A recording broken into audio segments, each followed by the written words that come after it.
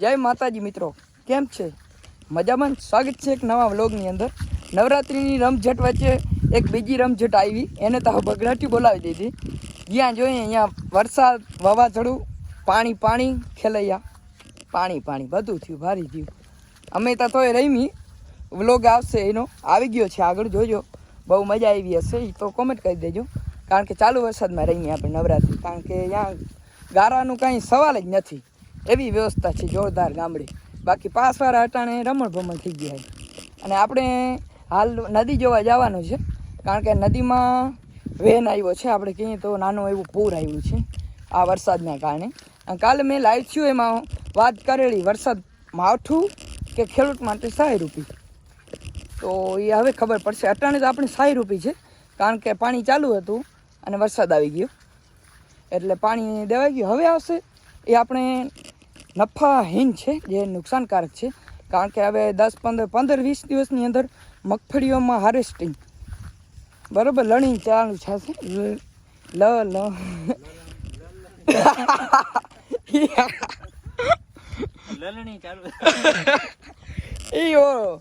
સમજી ગયા તમે? હું લખી દે એટલે લણવાનું વાઢ થાય. દેશી ભાષામાં કહીએ તો હવે વાઢ પડશે. વાઢ, હા.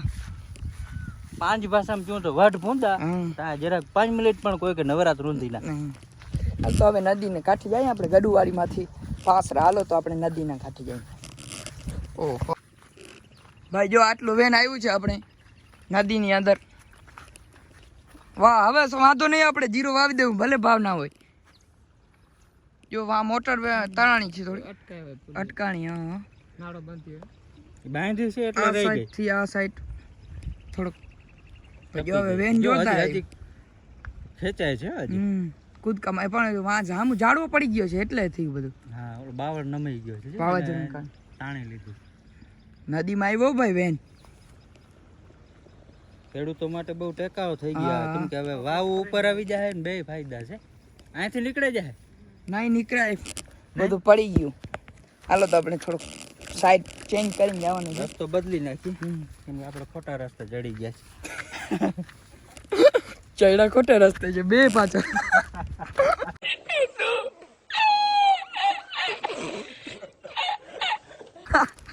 એક નહીં, બે ખોટેરા વાળે ચૈડા.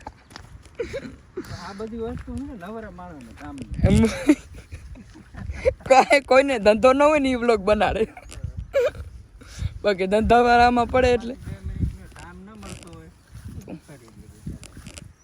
હાલો આપણે આપણી નાની જોઈ આવી. શું વેન ચાલુ છે ભાઈ? ગાડું તો ઘાટ ને ઓલો પકડા દંડો તો નીકળી આવ્યો ધરતીનો ધણી.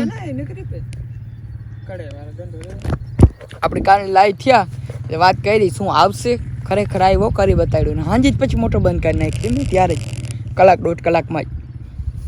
નવરાત્રિમાં પણ આવ્યો પણ રંગમાં ભંગ ન પડ્યો, મજા આવી. અને આજે મજા આવશે, કારણ કે આજે છે ચારણી રાસ, મણિયારો છે. એ આ બ્લોગ તમને હું કરું હવે, આજ મોકલાવું, કાલ મોકલાવું, ક્યારે નાખું એ વિચાર થાય છે.